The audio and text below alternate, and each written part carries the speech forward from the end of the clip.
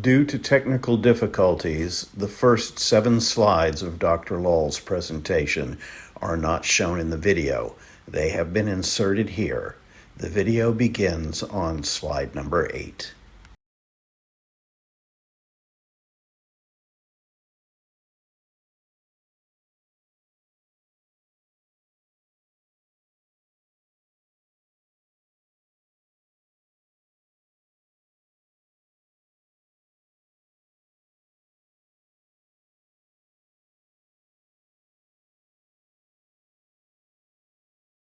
Billion human, which are projected to be 9.7 billion by 2050. The present food system contributes to 1/3 of all the greenhouse gases. The farming system have degraded soils, polluted waters, dwindled biodiversity, and denuded landscapes. Thus, there is an urgent need for transformation of the present food systems. We need nature-positive agriculture. Agriculture that's pro-nature, which can mitigate climate change, which can reduce emissions and increase carbon capture, regenerate and protect critical ecosystems, improve water quality and renewability, enhance soil health, sustain quality and quantity of food, and at the same time lead to eco-intensification. I know people are used to the word sustainable intensification. I like to mention eco-intensification. What does eco-intensification mean? Produce more food from less. Less land, less water, less input of chemicals, less emission of energy and use of energy, and less emission of greenhouse gases, and return some land back to nature. 40% of the land used for agriculture. One species only. Very greedy species indeed. Therefore, we need to have transformative strategies. How do you transform the current food systems? And the current food systems are characterized by 5 Ds. Deplete, degrade, destroy, discard, and dominate. Take land from nature. The transformation must be replace D by R. And what are the 5 R's? Reduce, reuse, recycle, regenerate, restore, and return land back to nature. That returning land back to nature is very important, 40% of the land. And we cannot continue that. I am very saddened when I hear sometime by 2050, we need another 50% more food. I am not sure that's a correct statement, and I'll show you why. Let's go begin with soil health. What is soil health? Like human health, it has indicators and criteria. Soil health refers to soil's capacity as a dynamic and biologically active entity to sustain multiple ecosystem services for both human and nature. Human are part of nature. If nature is looked after, human obviously get looked after as well. There is a strong link between interconnectivity of soil health and other things that depend on it. For example, health of soil, plants, animals, human, ecosystems, environment, and the planetary processes is interconnected. By the way, this first concept came, those of you who are from India, it came from Sir Albert Howard. Sir Albert Howard in 1920 was the president of the Indian Science Academy.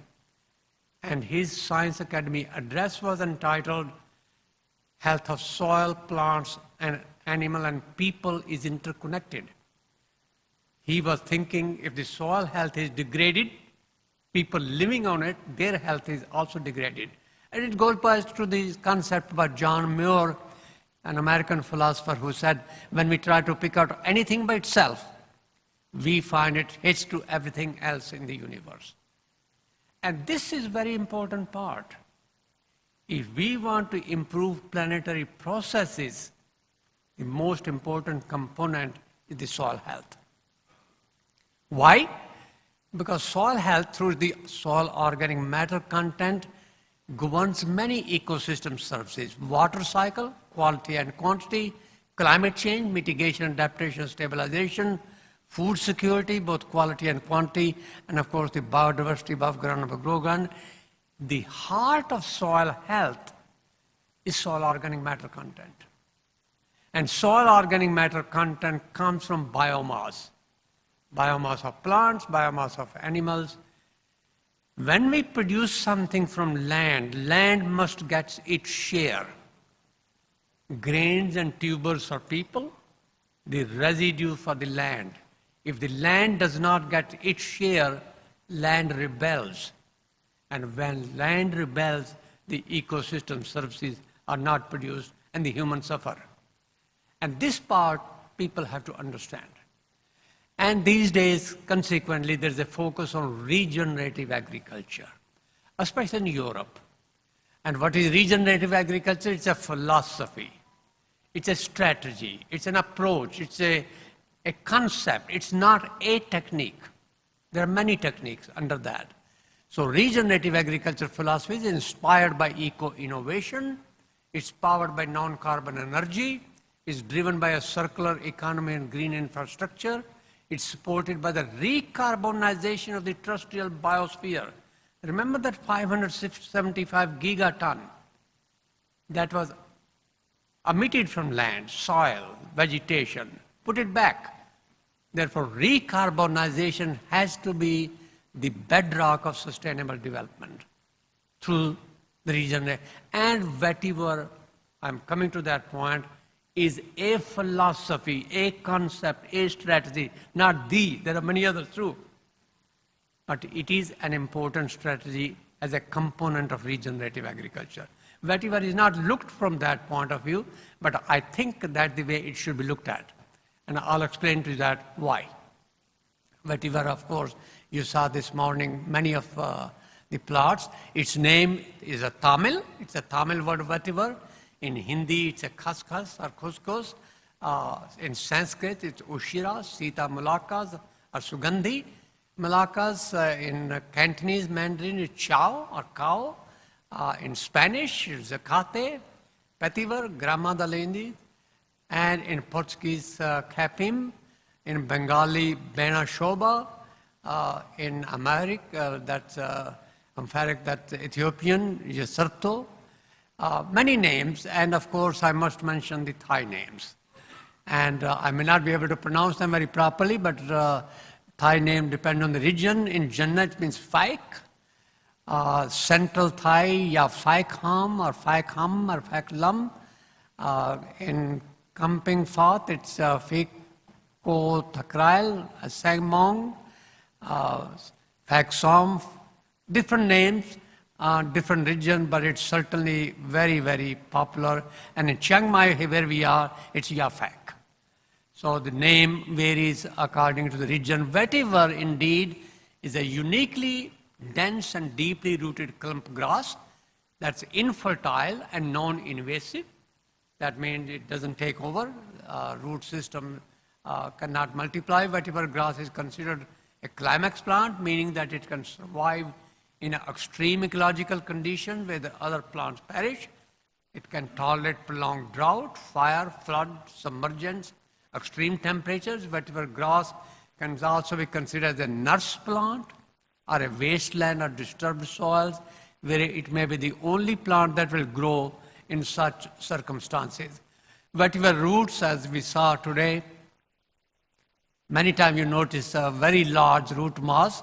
And of course, vetiver for oil production is the basis coming from the roots. So if you want to oil, obviously the biomass will have to be destroyed. So the root part is very different.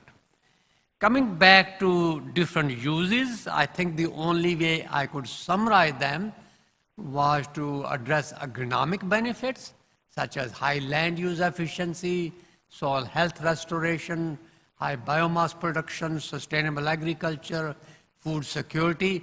These are the agronomic benefits. There are ecological benefits. Ecointensification, I do not like the word sustainable intensification. It's ecological efficiency. That's the important thing we are talking about. Phytoremediation, soil and water conservation, terrestrial carbon sequestration, groundwater recharge, low pesticide use, wastewater treatment, and of course then there are socio-economic benefits, such as essential oil, high farm income, medicinal uses, employment, bioenergy, industrial raw material. That makes vetiver grass a really a vetiver-based system that can generate multiple benefits, provided that root systems are not harvested for oil only. If you harvest for oil, some of the other benefits then had to be forgotten. Industrial uses of vetiver are many.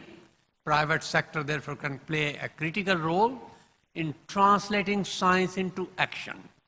I notice private sector is not very heavily involved so far in vetiver, and it should, by promoting nature positive agriculture, by increasing access to inputs, by improving investment in agriculture research and development, and going through the industry so that the private sector can help vetiver oil, fragrance, medicine, many other uses. But focus that we want to talk in agriculture, of course, is soil and water management on degraded steeplands, which is a very important part. Degraded steeplands.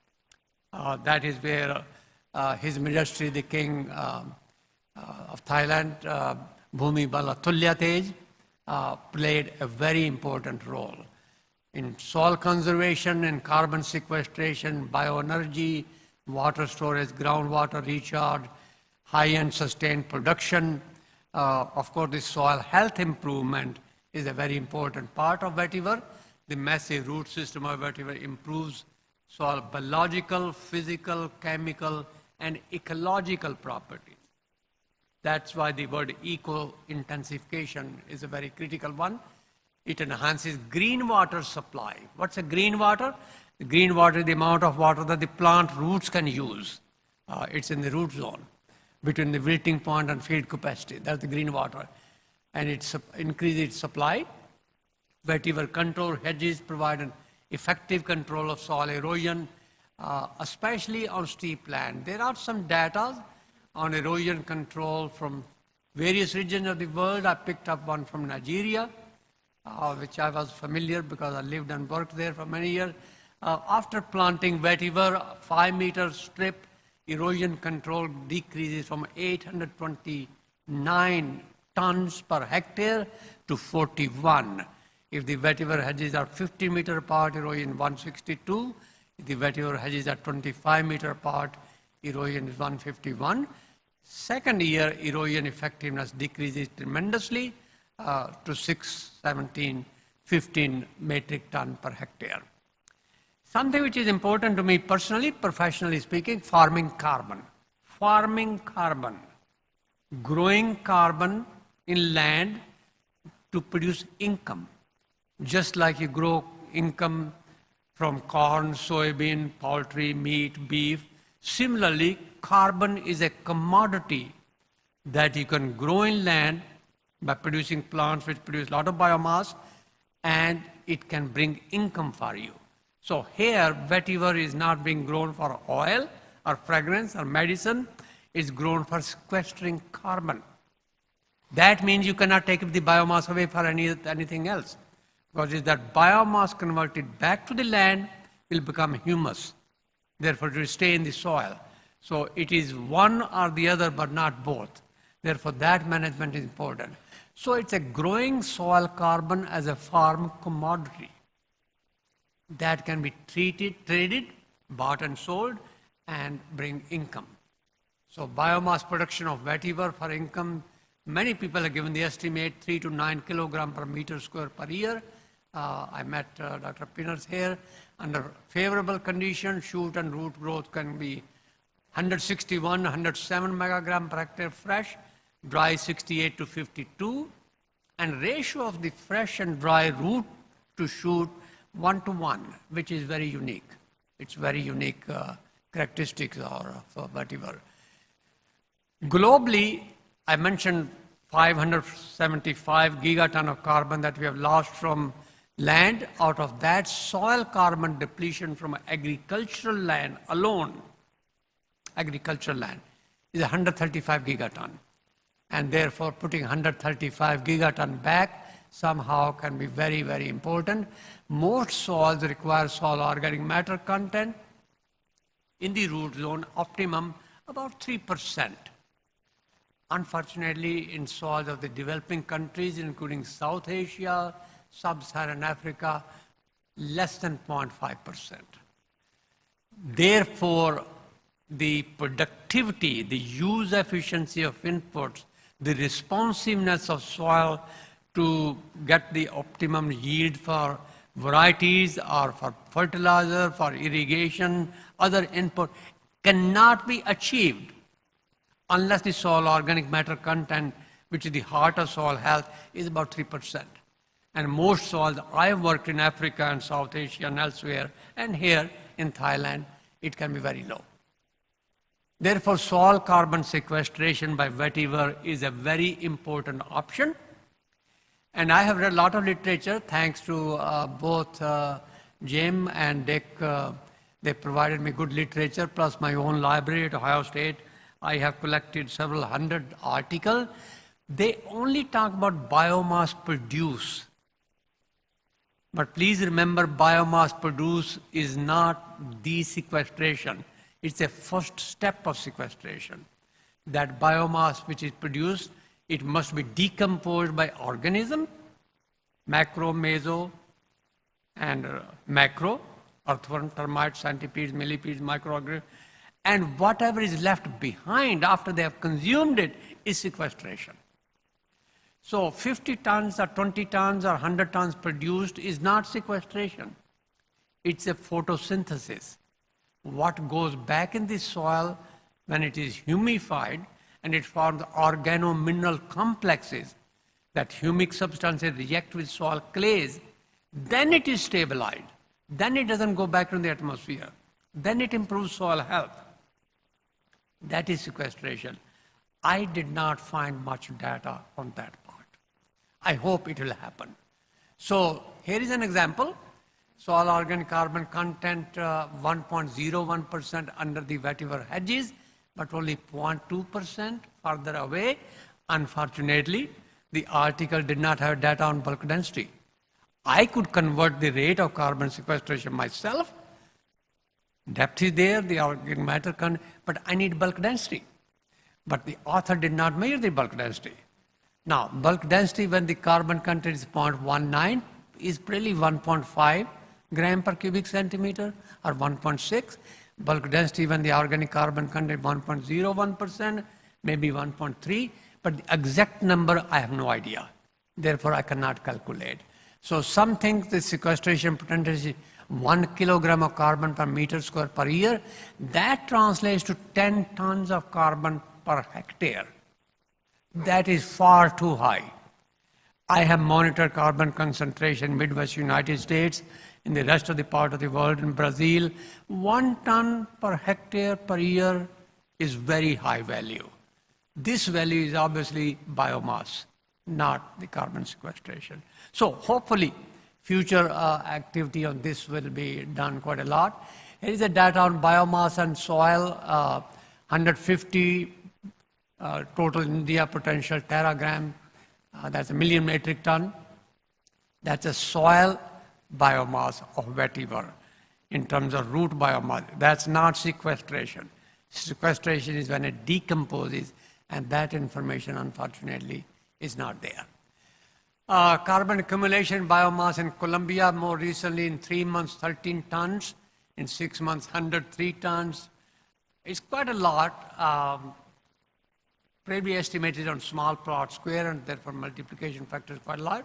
But it does indicate high potential of biomass production. But we need data which is credible. That's my concern.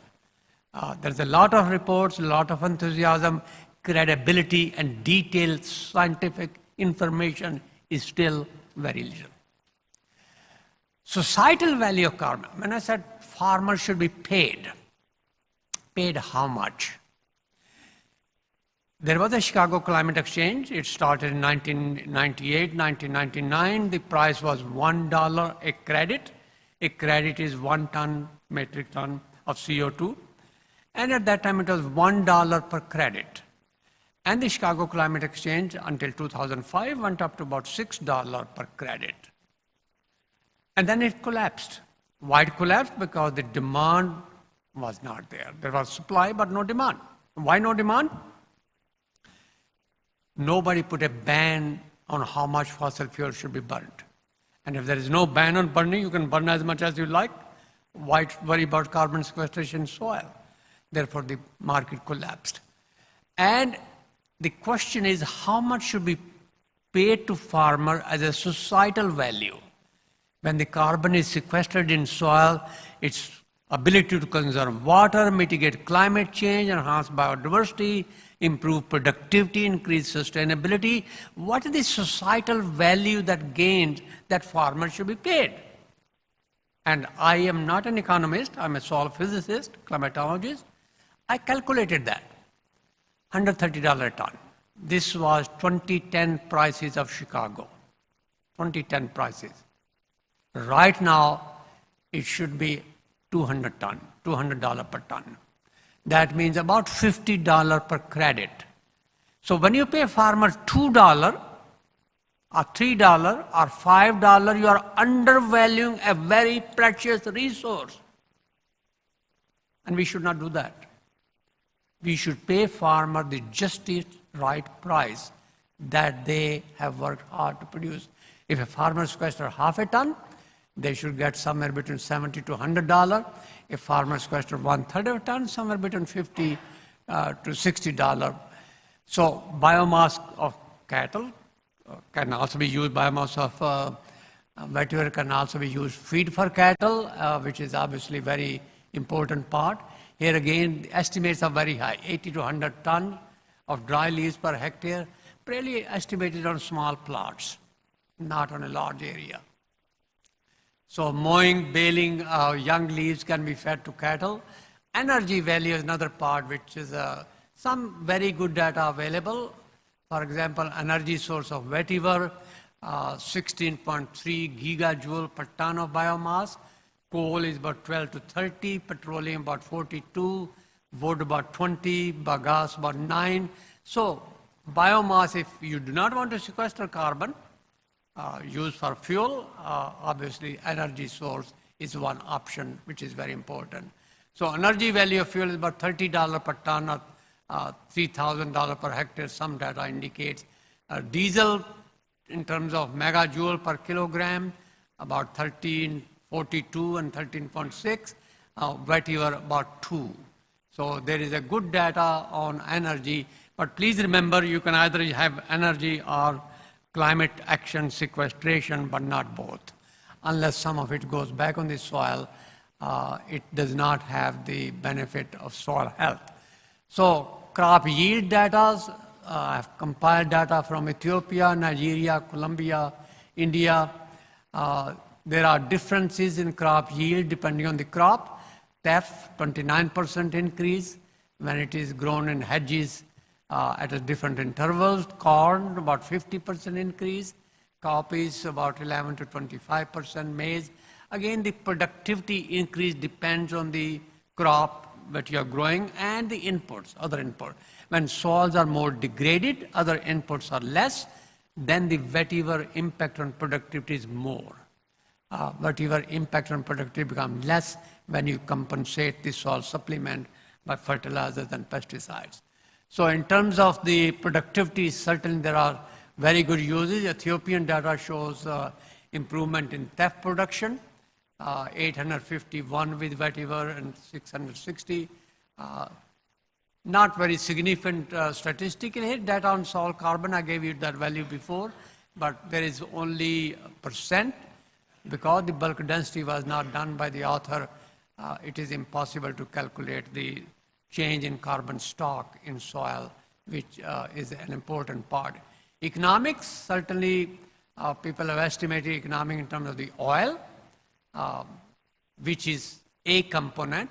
If the biomass is left and the roots are left intact, oil is not harvested, impact of eco-intensification, ecological benefits are there, which are probably higher than the oil, but oil can be, kilogram of oil can bring $200 to $400 per kilogram of oil. Sustainable Development Goal of Vetiver, several goals, 1, 2, 6, 7, 13, 15, 16. One is end poverty. Number 2 is end hunger. 6, in terms of clean water, good healthy environment. 13, climate action. 15, life on land. And 16, justice and peace and cooperation among nations.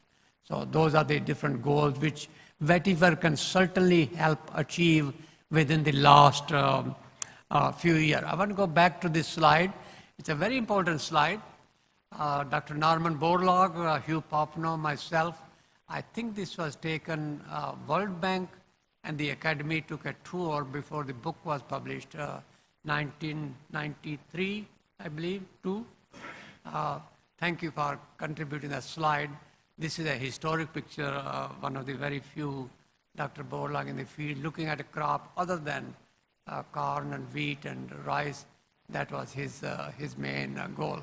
I've been hoping that next year, 2024, there will be new farm bill in the US coming up. 1987 farm bill was the one then we had set aside land, the so-called CRP, Conservation Reserve Program, in which the farmers are paid by not cultivating the soil. We have a Clean Air Act by US EPA, 1967. We have Clean Water Act, 1971. I never, ever can think of any circumstances you can have clean air and clean water if you have dirty soil. Not possible. If you want to have clean environment, the trinity of the environment factor is water, air, and soil. It's about a time to have a Healthy Soil Act. Now, Healthy Soil Act, when people hear about it, especially the farmer, they're worried, gee, am I going to be penalized for something? No. If you better manage the soil, then you will be rewarded. And those who do not manage properly, leave them alone. I think that is one part. So agricultural sustainability really depends on Healthy Soil Act. And it's about the time countries, including Thailand, I hope we have opportunity to talk to Princess about it. And that brings me to the concept of rights of soil. Soil is a living entity.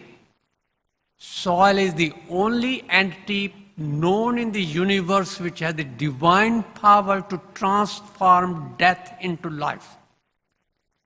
And 25% of all living organisms live in soil.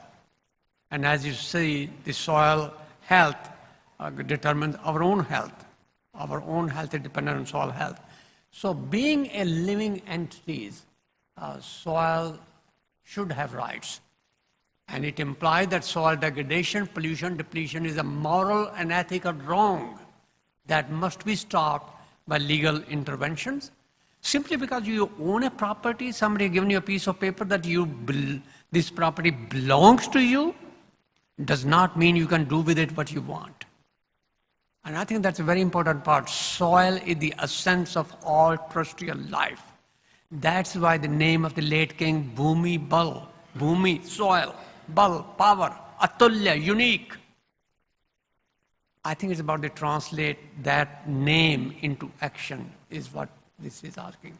Soil as a living entity sustains life and has a right to thrive, flourish, and be protected. Right of soil is not based on economic benefits, but on protecting and restoring the soil for the greater good of the planet rather than just of the humanity. It's really the total planet is being jeopardized when we have. Therefore, communities should be authorized to bring litigation on behalf of soil. You know, it's the rights of nature. Rivers have rights. Mountains have rights. Pandas have rights. Butterflies have rights. Why not soil have rights? I think that's the important part. Soil is something which is so important. And therefore, the future of agriculture really, if we think it from that point of view, the future generation will see agriculture have a bright future ahead. More changes will occur between 2020 and 50 than have happened over the last 12,000 years since the agriculture has begun. Humanity must reduce its ecological footprint. We have a very large ecological footprint, and we must try to reduce it. Therefore, the health of soil and plant and climate. If somebody asks me a question, and that is what I mentioned to Emperor, Empress of Japan when I received, I was privileged, the only soil scientist who ever received the Japan Prize from the Emperor. And he asked me, how would I address climate and food? And my response at that time was to answer the question, what would I suggest to mitigate global warming, purify air and water, and end global hunger and malnutrition? The logical response would be to change the ways soils are taken for granted and abused to produce, transport, process, and consume food, and misused to procure feed, fiber, fuel, bricks, and other ecosystem services. That's why rights of soil is very critical. A prudent strategy would imply making soil, water, and agriculture an integral part of the solution and empowering farmers and land managers to produce more and more from less and less by reducing waste, enhancing the eco-efficiency, restoring degraded soils, afforesting the denuded land, and saving soil and water for nature. And this is where Vetiver can play a very unique role. Thank you for the opportunity to talk to you. I did want to mention last one message that famine, as we said many times, 1,200 million people hungry. You know, famine is a human-made tragedy. Why? We produce enough food to feed 10 billion people already. So famines are man-made tragedies.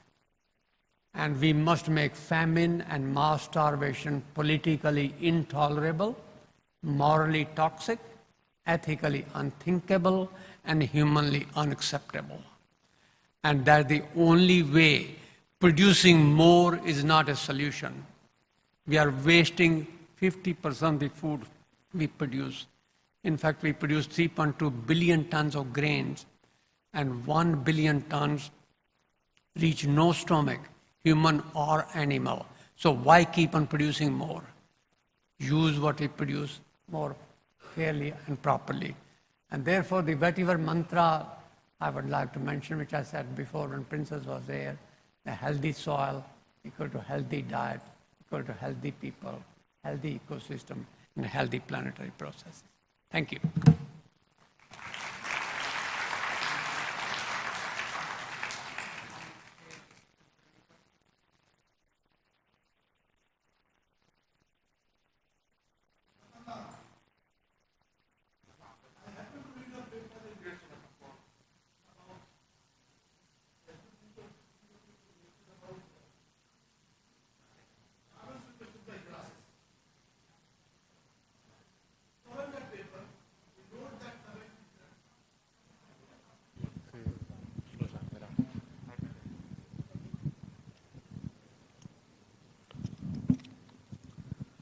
Following your paper published in Nature, we try to put an opinion article in Current Science, which you just mentioned, Labani and Labani 2009 Current Science.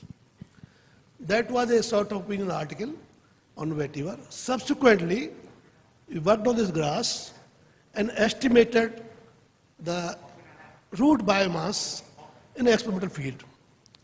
Our estimates were about 2 kilograms of dry roots from 1 square meter area from an improved variety. Then with the help of estimation, it was found 46% is carbon. Our estimates are based on that.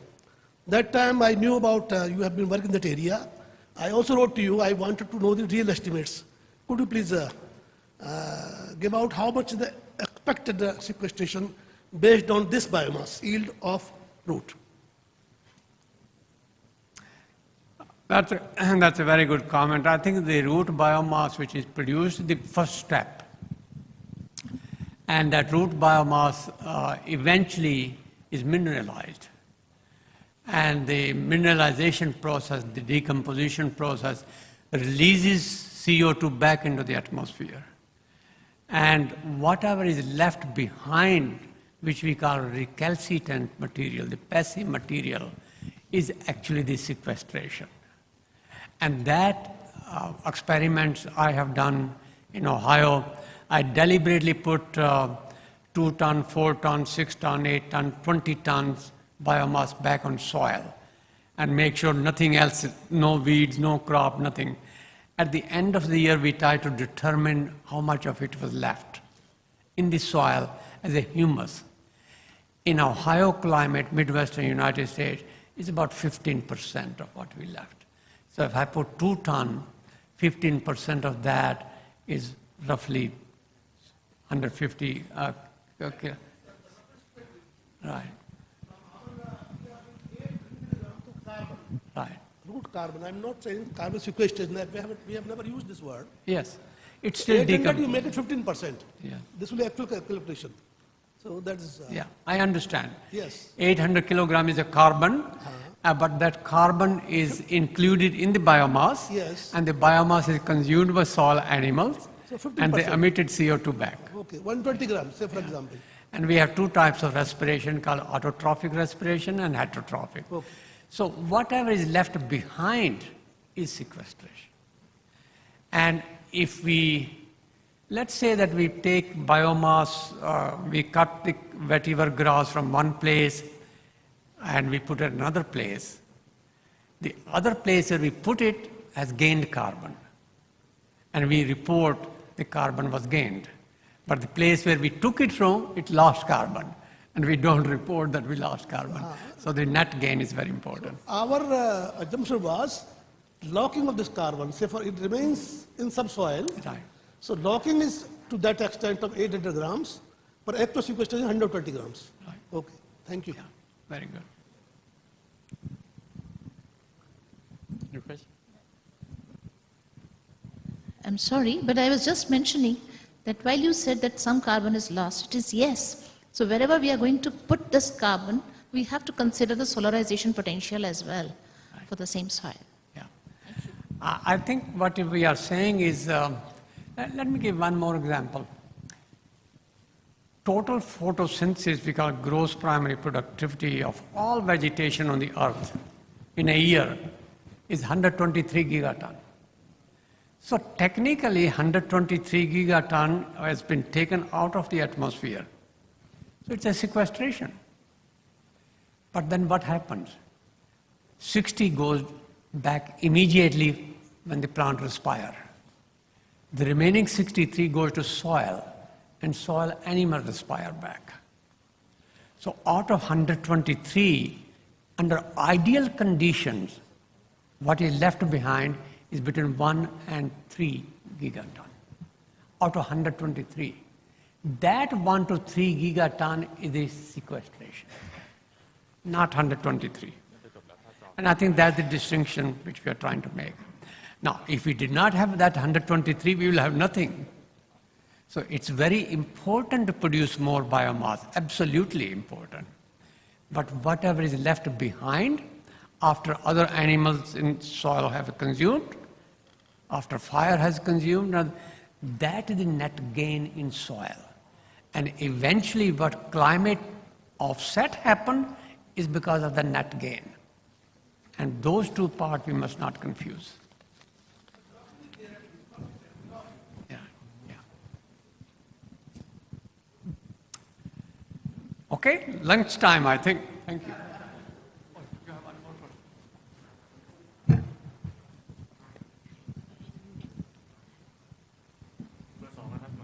Thank you very much, Dr. Lal.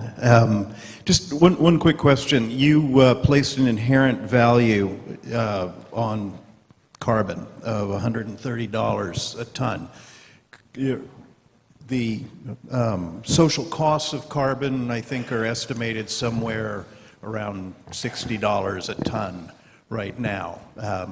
$60 per credit. Yes, yes, at a societal cost. Yeah. But an inherent value is different than a societal cost. Could you tell us a little bit about how you came up with that figure and what you're thinking? I can send you, as I mentioned, I'm not an economist, so somebody, economics would really do much better than I do.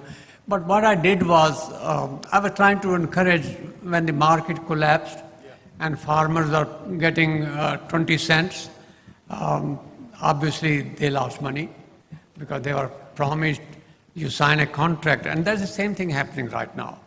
Farmers are being approached, sign a contract, I will not name the companies, for next 10 years. And we will pay you at this price. And that price is what I'm talking about. And that price is determined by demand and supply, like any other price, demand and supply part.